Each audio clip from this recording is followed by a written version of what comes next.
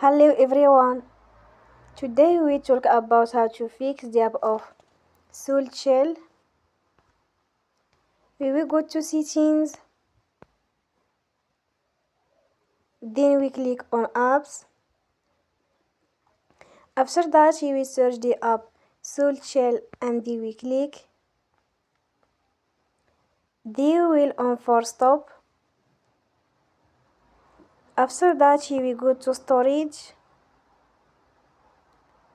Then we click on clear cache. Here we go to Play Store and you will update your app.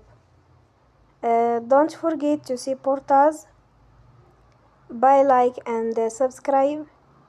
See you next time and thank you for watching.